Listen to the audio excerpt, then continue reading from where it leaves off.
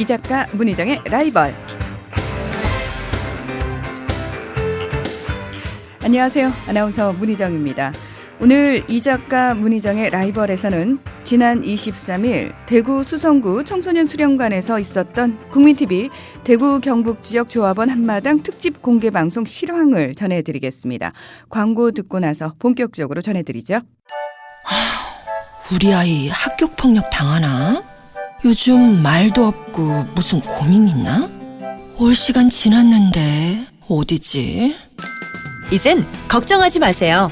미리 다 알려주는 자녀 보호 어플 스마트 보디가드가 있습니다. 자녀의 학교 폭력 문자, 인터넷 고민 검색, 실시간 위치, 유해 컨텐츠를 24시간 감지하여 부모님께 다 알려드립니다. 미리 알면 안심할 수 있습니다. 구글 플레이에서 우리 아이 첫 번째 지킴이 스마트 보디가드를 설치하세요. 지금 옥션과 지마켓에서 스마트 보디가드를 검색하시면 50% 할인된 요금으로 이용하실 수 있습니다.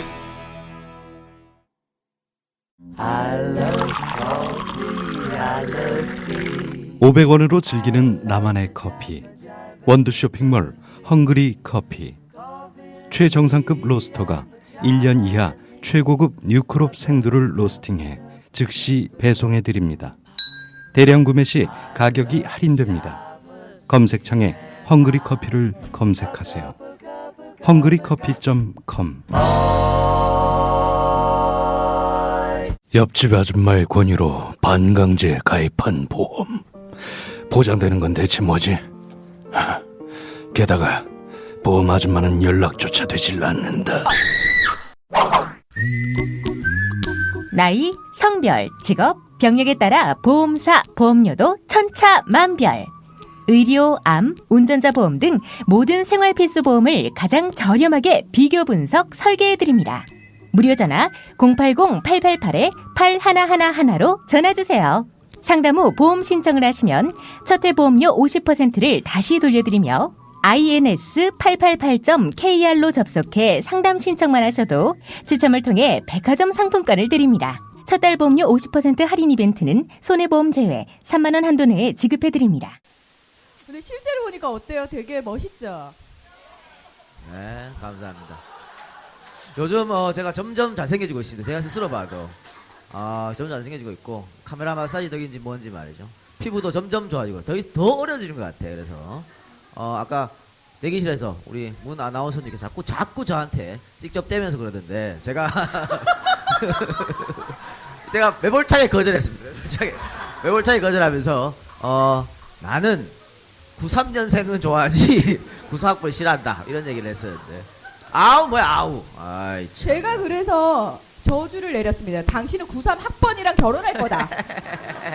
내가 두 눈 똑똑히 지켜보고 정 안 되면 내 한 목숨 내 인생 희생해서라도 당신한테 시집 가겠다 이렇게 얘기를 했습니다. 네, 이 박수는 뭘 의미하는지 잘 모르겠네요. 근데 사실 대구 경북 지역 섬 같은 도시 아닙니까? 대한민국에서 섬 같은 도시 채 20%가 나오지 않는 이런 도시인데 이런 곳에서도 이렇게 우리야 같은 곳을 바라보는 사람들이 많이 계시다니 너무 뿌듯하고 행복하고 그렇습니다. 그런데 한때는 말입니다. 그죠? 이게 한국의 모스크바 아니었습니까? 여기가 빨갱이 나라였는데 완전히 바뀌어가지고 요즘은 참 안타깝네요. 네. 그래도 대구 경북 지역 그 조합원 전체 수에 비해서 굉장히 많은 비율이 이 자리에 오신 거거든요. 또 뭉치는 건 잘해요. 예. 또 자기네 동네라고 되게 좋아하더라고요. 우리 방송에서 맨날 우리 동네 얘기하자. 우리 동네 좋아 아주. 제가 대통령 나가기 전에 국회의원으로 한번 이적에 한번 나올게요. 17% 받지 뭐 어때까지 17% 받아도 돼. 17% 받아서 그걸 발판으로 무연히 했던 것처럼 지역의 벽을 이렇게 머리치고 깼다 이렇게 해서 대통령에 도전하는. 노무현 전 대통령 코스프레를 하겠다고 본인이. 그러니까 다른 게 아니고요. 그 코스프레를 위해서 지금 이런 얘기를 하는 겁니다. 진심에서 우러나는 소리예요. 그리고 예쁜 여자분들은 조심하세요. 예쁜 여자 되게 좋아해요. 네. 예쁜 여자 싫어하는 남자도 있나요? 우리 최동석 이사님도 예쁜 여자 좋아해요. 참. 저는 그렇습니다. 예쁜 여자분들은 나라에서 보호해줘야 됩니다. 법을 제정해서 보고만 있으면 마음이 편안해지고 얼마나 좋습니까? 옛날에 말이야. 제가 막 여러 가지 사업하면서 되게 실패하고 정말 암울한 때가 있었어요. 암울한 때가 있었는데 눈물도 안 나는 그런 시절이었어요. 멍하게 TV를 이거지. 내일 우리 직원들 월급을 줘야 되는데 월급이 한 2천만 원 돼요. 근데 내 통장에 300만 원밖에 없어. 암울하잖아. 얼마나 암울합니까? 카드 돌려막기도 안 돼 더 이상. 그래서 사업체가 꽤 컸나 봐요. 그럼요. 우리 한번 크게 시작해요. 있는 집 자식이라고 그럼. 자꾸 자랑하더라고요. 자꾸 자랑하는 게 있는 자식이라고. 그랬는데 되게 어려웠는데 TV를 이렇게 하면서 돌리고 채널을 돌리는데 김태희 씨가 나와서 뭐 무슨 프로에 나와서 노래를 부르더라고. 웃어요.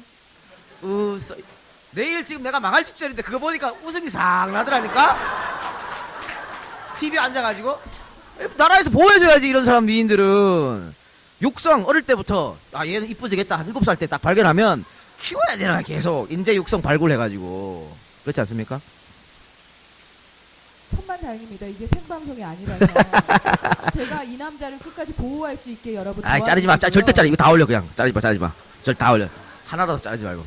저는 요걸 먹을수록 카타르시스가 생기거든요. 괜찮아요. 악플 같은 거 환영합니다. 자, 오늘 주제가 특별히 대구와 관련 있는 부분.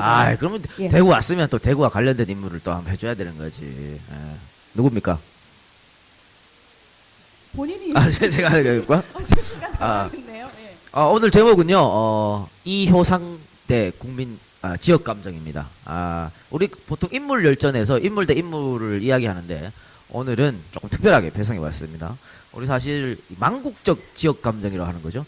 대구 지역이 20%가 채 안 나오는 것도 다 지역 감정 때문이다. 지역 감정이 없으면 왜 20%밖에 안 나오겠습니까? 다른 지역에서는 어떻게든 한 절반은 나오는데 왜 이 지역만 20%가 안 나오냐? 이거 다 지역 감정에서 비롯된 거거든요. 그럼 그 지역 감정은 누가 만들었냐?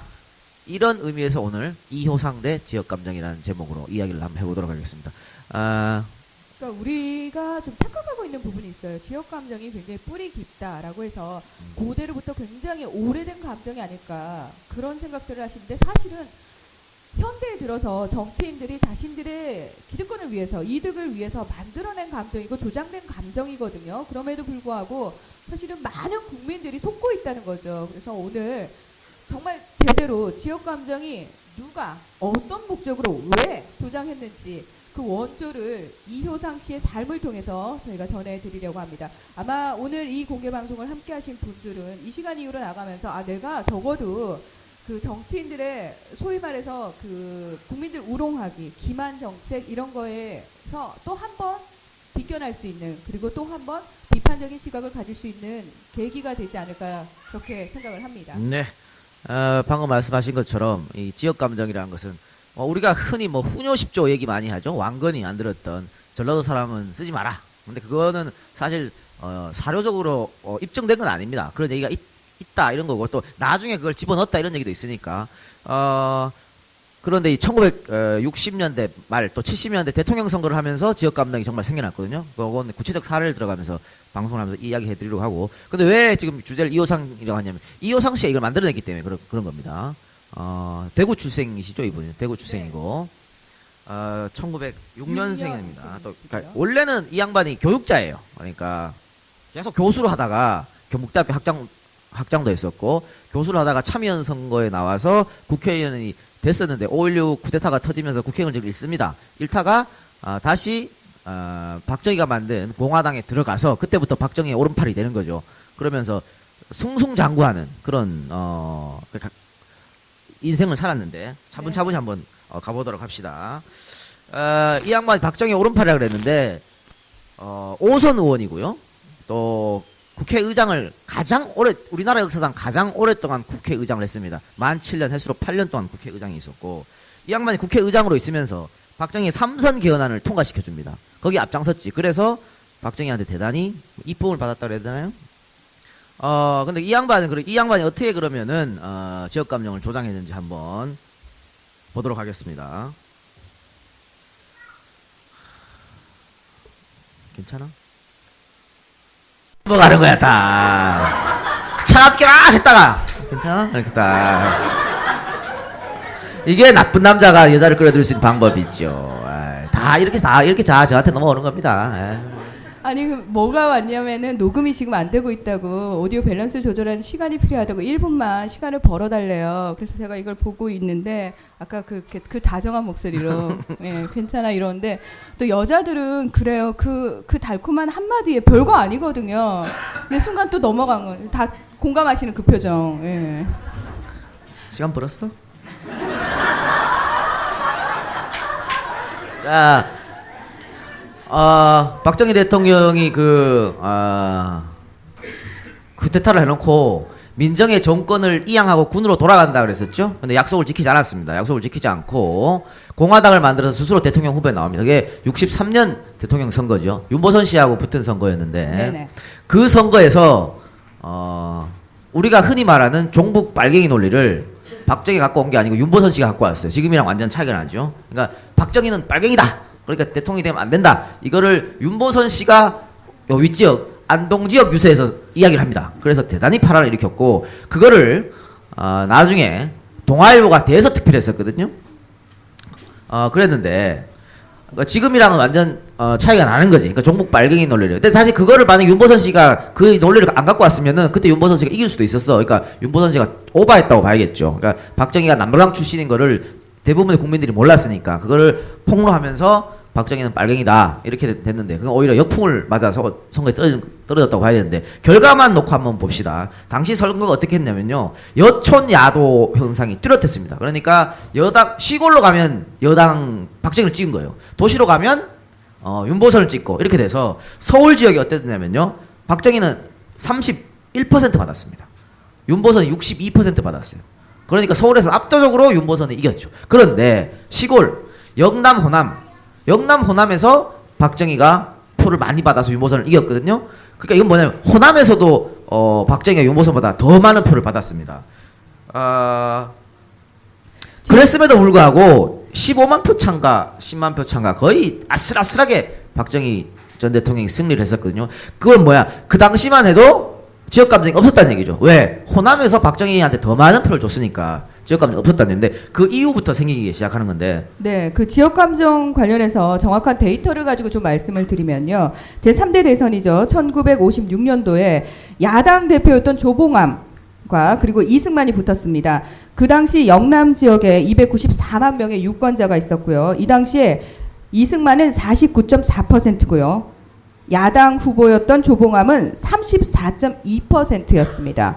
자, 근데요, 이게 어떻게 달라지냐면 제5대 대선 1963년도에 있었죠. 여기서 자, 야당 대표 후보였던 윤보선이 호남 지역에서는 34.6%, 박정희는 49.3%로 호남 지역에서 우세를 하죠. 그리고 영남 지역을 보겠습니다.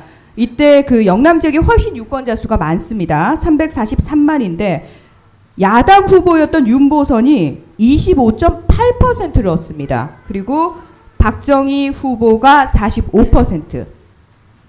그리고 1967년 제6대 대선으로 가보겠습니다. 자, 호남 지역에서 이때는 이제 바뀝니다. 야당 후보였던 윤보선이 44.6%고요. 박정희가 41.1%입니다. 사실 비율에서는 별 차이가 나지 않습니다. 근데 영남 지역에 보면은 박정희 후보가 62.6%고요. 윤보선 후보가 24.7%. 이미 이제 2배를 넘어서기 시작하는 겁니다. 그러니까 많은 분들이 지역 감정이라고 하면 호남 지역에서 먼저 시작한 거다라고 오해를 하고 계신데 사실은 이때부터 이미 영남 지역에서 표차가 벌어지기 시작하죠. 그리고 그 이후로 가면 더 극대화되기 시작합니다. 그러니까 63년 선거에서는 지역 감정이 전혀 없었는데 67년 선거부터 약간씩 나타나기 시작합니다. 이게 어디서 시작했냐면 바로 이호상 씨의 발언 때문에 시작된 겁니다. 이호상 씨가 67년 대선 막바지에 그런 얘기했습니다. 신라가 1000년이나 갔는데 우리는 우리 경상도에서 대통령이 나오지 않았다. 그러니까 이제 우리 신라 1000년 온 것처럼 우리가 경상도에서 임금을 내야 된다. 이 말이 처음 나왔었거든요. 이거를 박정희가 부추겼고 결국은 71년 대통령 선거에서 엄청난 지역 감정이 일어납니다. 그러니까 이호상 씨가 어떤 발언을 하고 다녔냐면 박 대통령은 경상도 대통령이다. 문둥이 안 찍으면 어쩔 끼고 경상도 사람 쳐놓고 박 대통령 안 찍은 사람은 미친 사람이다. 1000만 명에 가까운 경상도 사람이 주동이 돼서 단결하면 선거에 조금 더 질 염려가 없다. 이런 얘기를 하고 돌아다녔고, 또 당시에 안기부 기관원들은 대구 지역에 있는 공무원들을 만나고 다니면서 협박을 합니다. 김대중이가 대통령이 되면 니네 다 그날로 모가지다. 다 밥 못 먹고 산다. 이런 유언비어를 계속해서 대구 지역에 퍼뜨린 겁니다. 또 각종 플랜카드가 걸리죠. 대구 지역에 플랜카드가 어떻게 달리냐면 호남이니여 단결하라 이런 플랜카드가 달립니다. 그리고 그 밑에는 김대중 후원회 이렇게 적힌 거예요. 이걸 막 붙여놔. 그러면 이걸 본 대구 사람 어떻게 생각하겠어?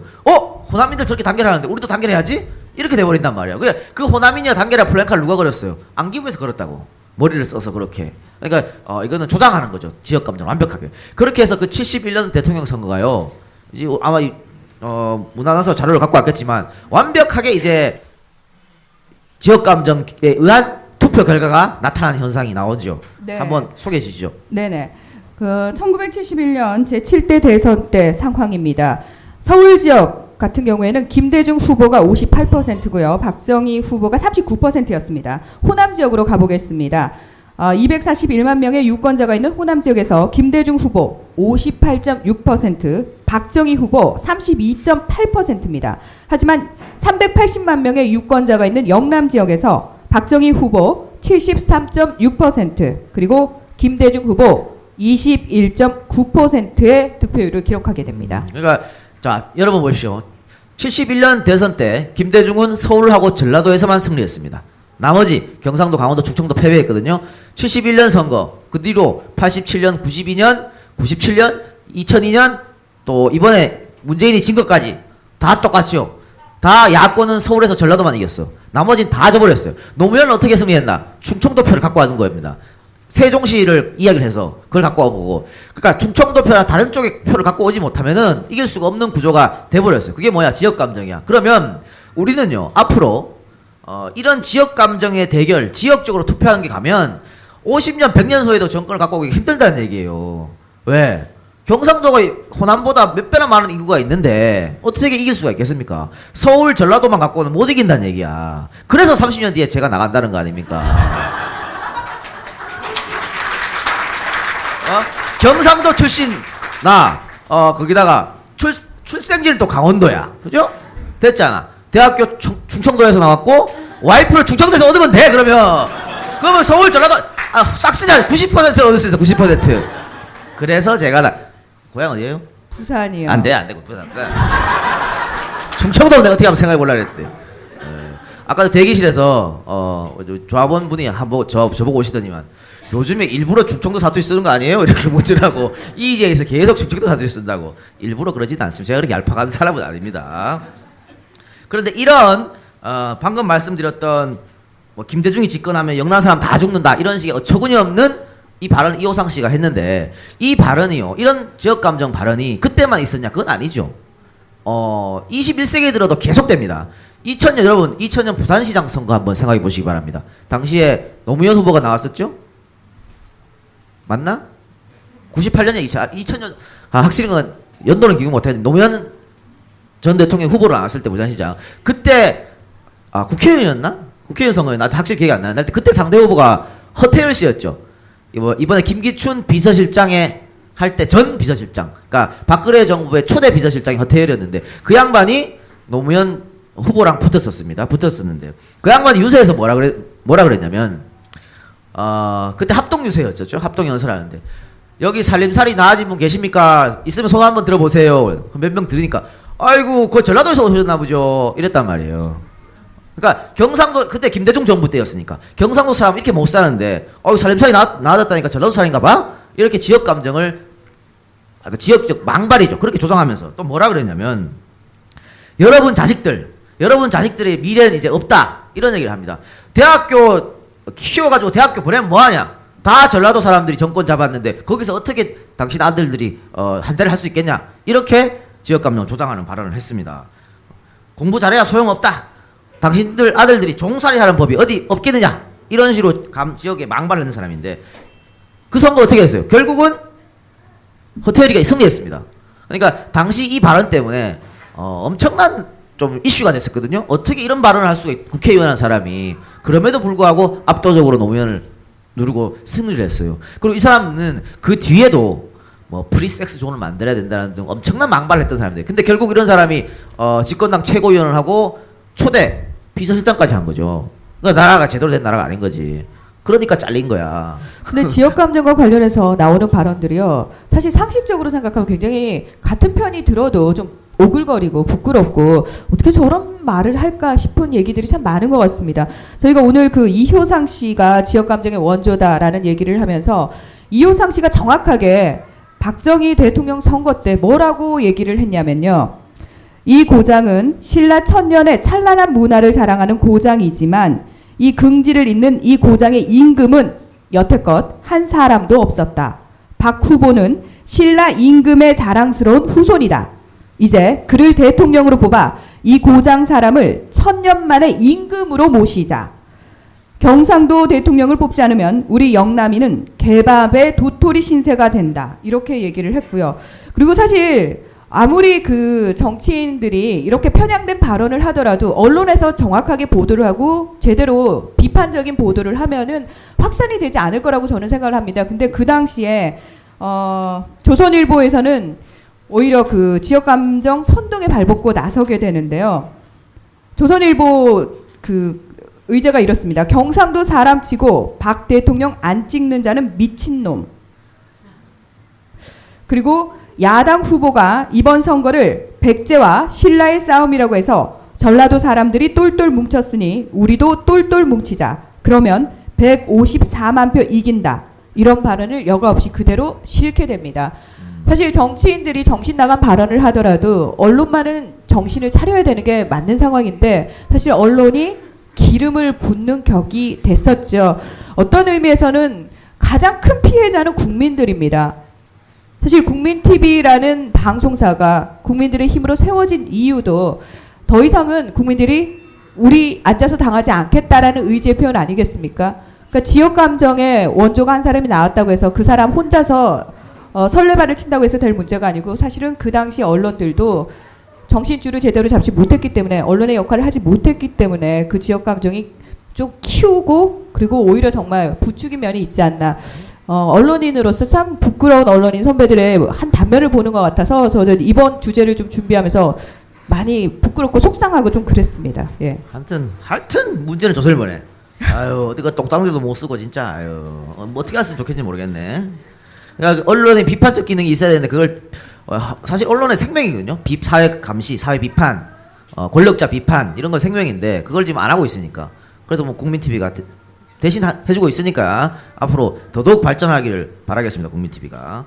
이호상 얘기를 계속하면요. 이 양반이 교육자라 그랬는데 그래서 나중에 영남학원 이사장도 하고 그랬습니다. 그랬고 경북고등학교 출신이에요. 대구 명문이죠. 경북고등학교.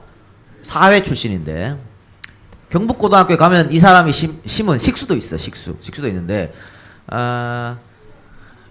그 경북고등학교가 사실은 뭐 TK 파워 이렇게 해가지고 엄청난 인재를 많이 배출했었습니다. 뭐 대통령부터 시작해서 국무총리, 국회의장, 뭐 국회의원은 물론이고 뭐 대법관 무슨 뭐 판검사는 물론이고 엄청난 인재를 배출했는데 그 동문끼리 2000년도쯤인가 2002년도쯤인가 경북고등학교 동문끼리 설문조사를 한 거 있습니다.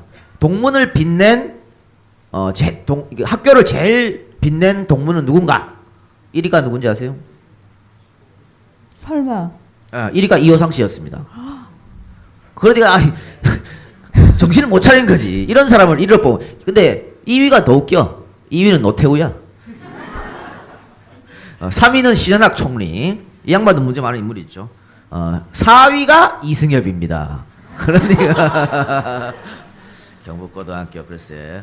그런데 이 경북고등학교 또 유명 인사가 우리 김문수 경기도지사도 여기 나왔습니다. 여기 나왔는데 김문수 경기도지사가 고등학교 2학년 때 이 이호상 씨가 당시 국회의장이었는데 경북고등학교로 뭐 축사 같은 걸 하러 왔어요. 후배들아 열심히 살아라 뭐 이런 얘기죠. 이런 사람을 왔는데 저기 맞다 하시는 분 와주테이 박지를 읽은 사람인데 제 책에 나온 내용입니다만 하여튼 거기 왔었는데 김문수가 그 연설을 듣고 너무 감동했다는 거 아니야. 근데 그런 친구가 어떻게 나중에 진보 운동을 했는지 모르겠네요. 그 학교 이상한 학교예요. 왜 이상한 학교? 여기 경북대 나왔을 수도 있을 수 있는데 그렇게 말하면 어떻게 하나 이 사람아? 이상해. 대구 가갖고 지금 그렇게 말하면 어떻게 합니까? 아이, 나- 있으세요 혹시? 아 저기 있잖아. 근데 저분은 근데 이상해 학교. 저분은 저거 뺑뺑이 뺑뺑이는 상관없어.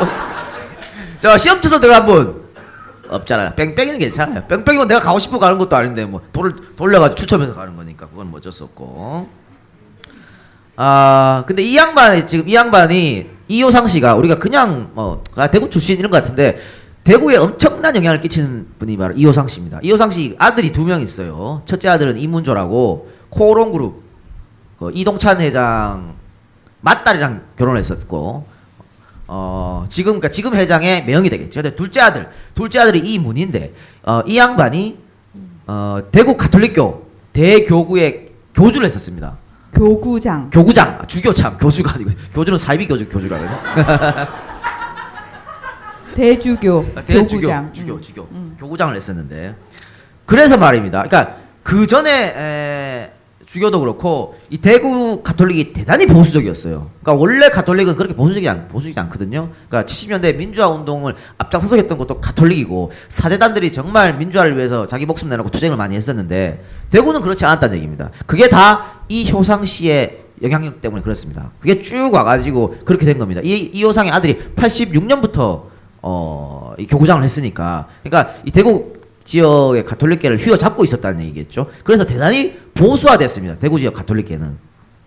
자, 76년 3월 1일 날요. 서울에서 명동성당에서 민주구국 선언이라는 게 일어납니다. 이것 때문에 DJ가 감옥에 가게 되죠. 그래서 5년형인가 받게 됐었는데 그런데 이때 당시 이호상 씨가 어떤 말을 했냐면 당시 명동성당에서 민주구국 선언할 때 우리가 이름만 대도 다 알만한 분들이 다 잡혀가고 막 그랬었습니다. 그러니까 민주화 투쟁을 한 거죠.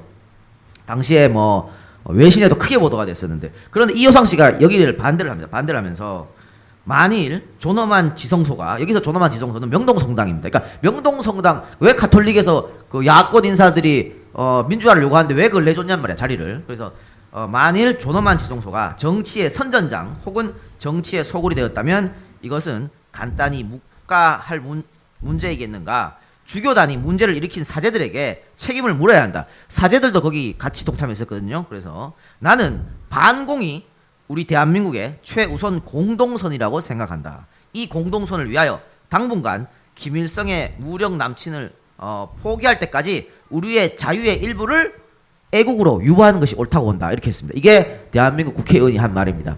그럼 뭡니까? 내 자유 그거 묵혀놔도 된다 이거야. 국민의 자유는 묵혀놔도 돼. 뭐 때문에? 반공을 위해서. 이렇게 떳떳하게 말하는 사람이 당시 국회의장이었단 말입니다. 이건 헌법 가치에도 어긋나는 거죠. 어떻게 반공을 위해서 자유를 그걸 저당잡히라고 말을 합니까? 그러니까 이 양반들은 뭐냐면 이 사람들의 그 메카시즘 논리, 반공 논리. 그러니까 왜 이 사람들 보수라고 말할 수가 없는 게 보수의 가치가 없어요. 이 사람들 가치는 오직 빨갱이밖에 없어. 메카시즘밖에 없어. 이거를 몇 년 동안 했습니까 지금? 이승만 때부터 했거든요. 이승만이 조봉암 잡아 죽인 것도 다 빨갱이 메카시즘 아니에요. 그러니까 50년대부터 했으니까 지금도 하고 있잖아. 지금 통진당 없애려는 건 뭐예요? 메카시즘이죠. 헌법적으로 말이 됩니까? 통진당 강령이 민중과 노동자가 주인이 된 세상인데 그게 문제 있다 그래. 아니 민중과 노동자는 주인 되면 안 됩니까 이 세상에? 우리가 다당제를 하는 이유가 있죠. 양당제가 아니고 우린 다당제야. 그러니까 여러 당이 특정 계층을 위해서 일하는 정당은 당연히 필요한 겁니다. 소수를 위해서. 그러니까 통진당 그렇게 하겠다는데 그걸 문제 삼는 건 말도 안 되는 거죠.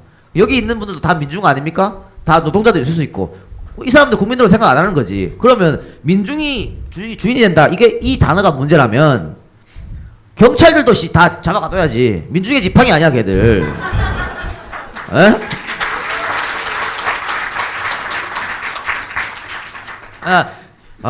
그러니까 그렇습니다. 50년대부터 지금 60년 동안 이 반공 이데올로기 이거 하나로 먹고 살았는데 너무 아쉬운 건 뭡니까? 이게 통한다고 하는 게 너무 안타까운 거죠. 이거 하나면 그냥 다 넘어갔습니까?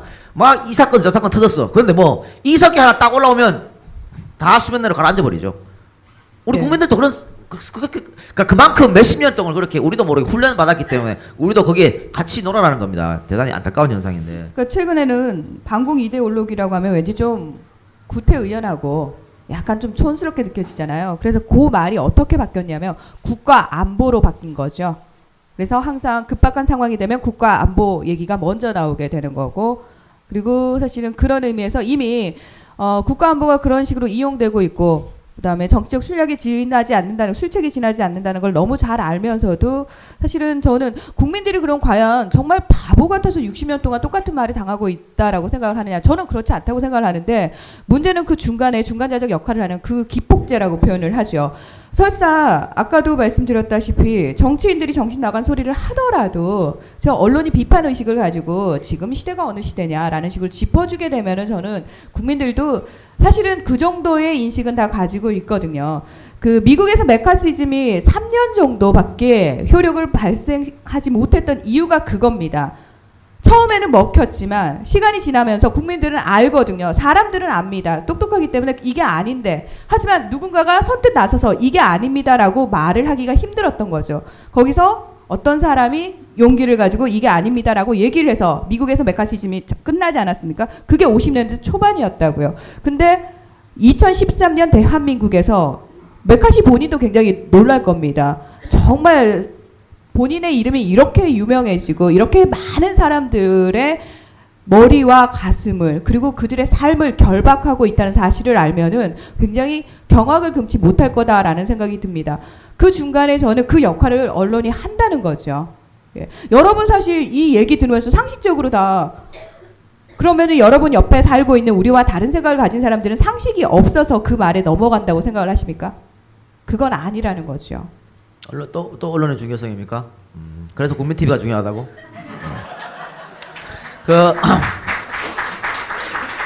여기 조합은 한마당이니까. 그러니까 예. 거기 말 이어서 원래 종편이 출범하고 보시면은 평균 시청률이 3%가 채 안 되죠. 1, 2% 이러고, 특히 뉴스는 더 합니다. 더 한데 TV조선이 최초로 5%를 돌파한 적이 있었어요. 시청률 5%. 경이적인 거죠. 이거 공중파로 따지면 한 40% 이상 될 겁니다.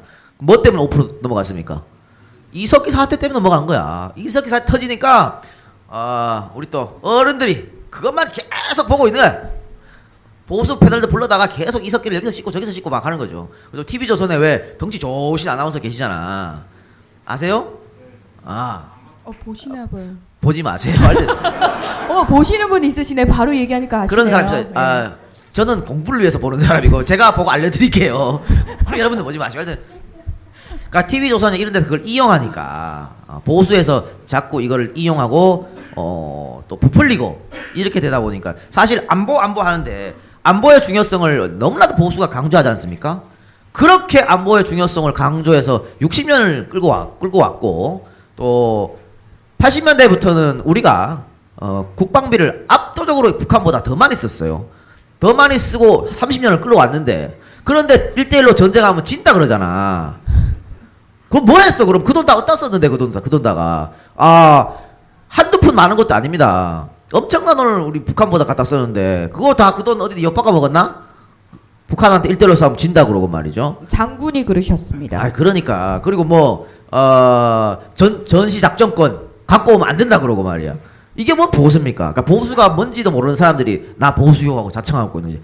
그러니까 북한이 없으면 살 수 없는 사람들은요, 통진당 애들이 아니고 새누리당 애들이에요. 걔들 북한 없으면 진짜 큰일 날 거야. 큰일 날 애들이야. 그러니까는 맨날 오직 북한만 목을 메고, 북한은 못하는 게 없고, 그렇지 않습니까? 농협 해킹도 하고 못하는 게 없어. 걔들은 뭐 일만 터지면 북한에 사는. 그렇고 이문희 얘기하다가 자꾸 이렇게 번졌는데, 우리 방송을 이렇게 자꾸 산으로 가니까 신경 쓰지 마세요. 아까 말씀드렸듯이 그 이문희 대주교 전이 서정길 대주교였는데, 이 양반도 이호상의 영향을 받은 사람입니다. 그러니까 거의 반백년을 대구는 이 집안의 영향을 받았다고 봐야겠죠. 그래서 이문희 씨가 86년도에 서정길 대주교의 후임으로 대주교에 취임을 했습니다. 그리고 87년도 우리가 87년도에 전두환 정권 때문에 엄청나게 민주화 운동이 많이 일어났죠. 특히 전두환이 4.13 호원 조치 발표하고 나서 우리 국민들 당시에 데모하면서 외쳤던 게 독재 타도 호원 철폐였습니다. 그죠? 그러니까 지금 전두환은 지금의 헌법 그대로 가겠다. 그러니까 내 후임 노태우 찍어가지고 체육관 선거 대통령 해가지고 얘를 대통령 시키겠다는 거고 우리는 바꿔라 직선제로 그렇게 해서 그걸 외쳤는데 전두환이가 87년 4월 13일에 4.13 호원 조치를 발표할 때 전국에 있는 가톨릭 사제단이 집회를 했습니다. 거리로 나선 거죠. 국민들과 같이 데모를 했습니다. 그런데 대구에서는 그동안 계속 이런 데모 그러니까 전두환 정권 하에서 한 번도 데모가 없었습니다.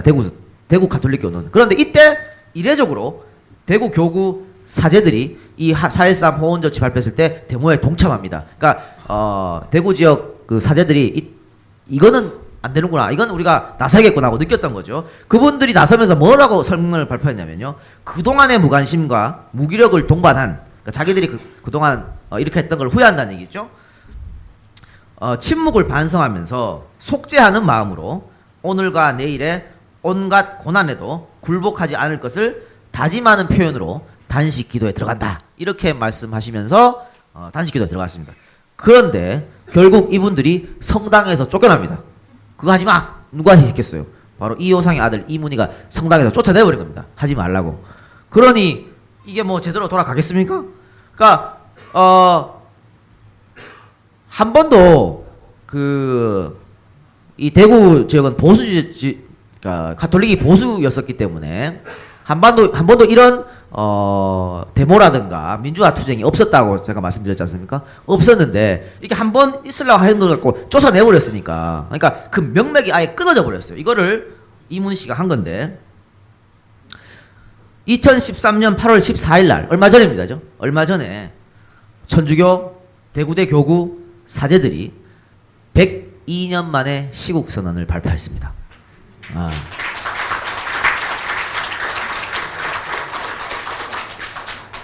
이문희 씨가 있었으면 아마 이것도 쫓아냈을 건데 102년 만에 천주교 그러니까 이렇게 보수적인 천주교 대구 교구 사제단이 시국 선언을 발표할 정도면 나라가 보통 혼란한 게 아니라는 얘기죠. 이게 이분들이 왜 시국 선언을 했습니까?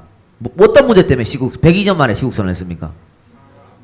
국정원 대선 개입 문제 때문에 그런 거죠. 그러니까 국정원 대선 개입 문제가 아무렇지도 않은 그런 사건이 아니고 이렇게 102년 만에 사제들이 발 뻗고 나설 만큼 큰 문제라는 얘기입니다. 이거를 그런데 박근혜 대통령은 귀를 막고 눈을 가리고 있으니 너무 안타깝다고 밖에 말씀드릴 수 없겠죠. 또 얼마 전에 정의구현 사제단에서 박근혜 대통령 사퇴 미사를 했습니다. 이것도 엄청난 일이죠. 그래서 이 소식을 들은 청와대가 격앙했다 그럽니다. 격앙. 그리고 새누리당은 국민 우롱이라고 말했습니다.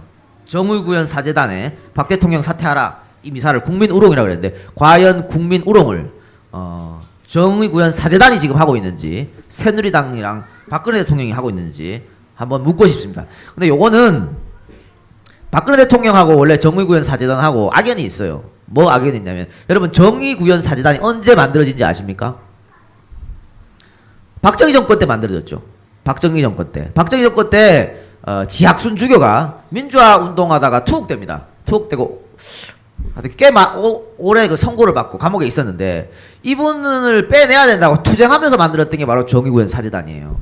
근데 그 정의구현 사제단이 우리 민주화 운동을 위해서 엄청난 노력을 했습니다. 정말 피눈물 나는 노력을 이분들이 많이 해줬어요. 그러니까 우리가 천주교를 함부로 비판 못하는 것도 그런 이유죠. 우리들 대신 싸워줬기 때문에. 근데 이런 분들이 박정희 죽고 이제 그 딸이 대통령이 돼서 이런 크나큰 국기를 흔드는 이런 대사건을 일으키니까 다시 전면에 나서서 사퇴를 이야기한 겁니다. 지금 사실 민주당이나 야권도 함부로 사퇴 얘기 못하거든요. 역풍 불까봐 겁이 나서 못하는데 정말 용기 있게 이분들이 나서준 거에 대해서는 가슴속 뜨거운 그런 곳에서 깊은 곳에서 박수를 한번 보내고 싶습니다.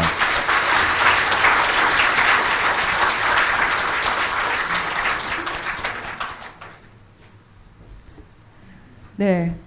저희가 오늘 그 이효상 씨 얘기를 하면서 지역 감정에 대한 이야기 그리고 현 시국에 대한 이야기까지 같이 하고 있는데요. 처음에 우리 이 작가께서 그런 얘기를 했어요. 이효상 씨는 교육자였다. 예. 그리고 심지어 시인이었습니다. 대단히 유명한 시인이었었고 이분 탄생 뭐 100주년 기념 뭐 그런 시집도 발매되고 뭐 그랬습니다. 네, 그 시비도 있고요. 예.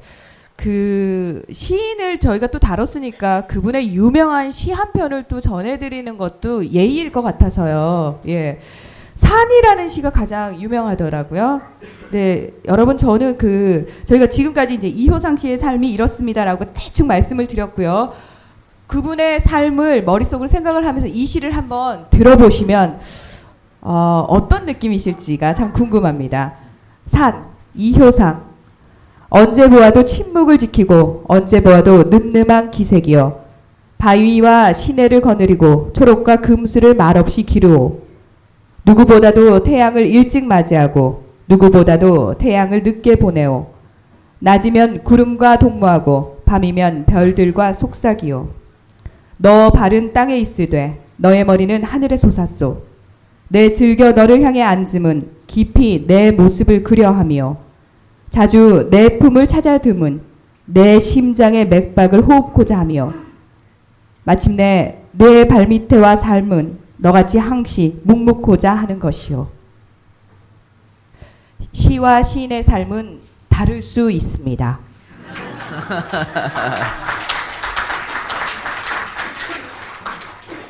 그래서 이효상 씨가 교육자인데 오늘 마무리할 시간 됐죠? 네, 교육자인데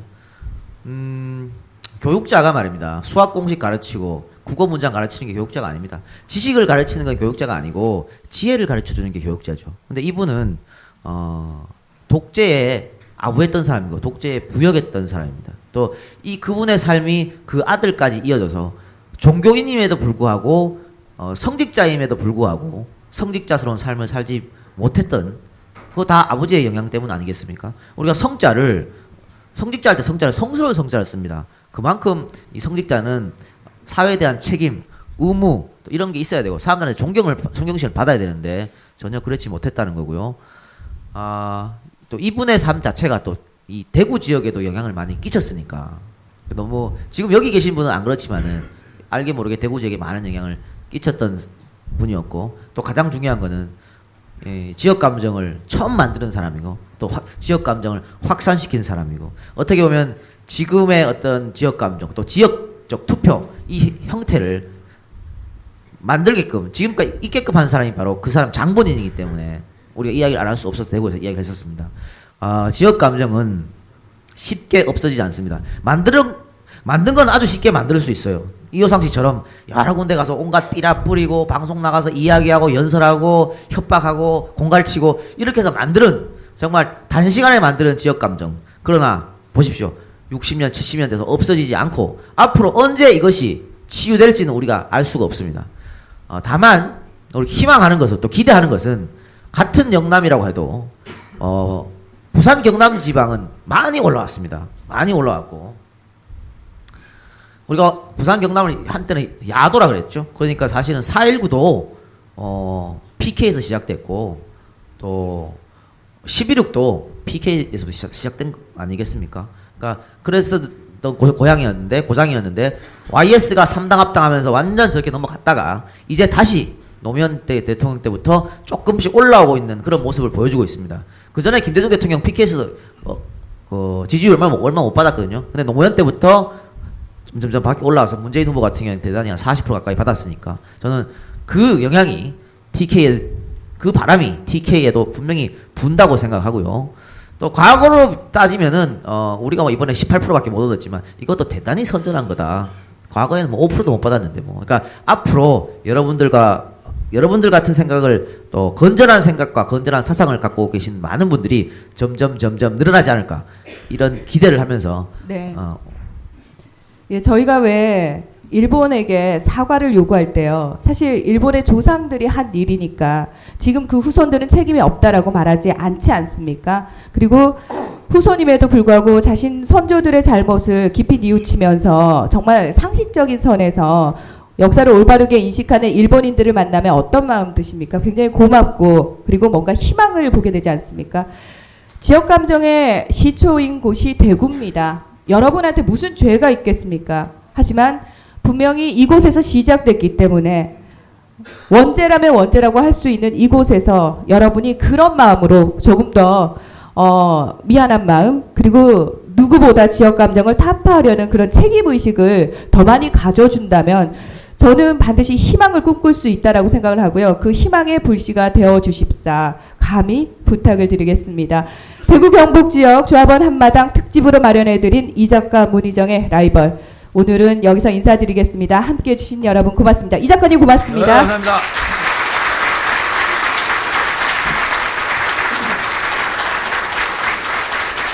근데 여러분 그 자부심 가져도 되세요. 저도 뭐 여러분이랑 같은 동네 아닙니까?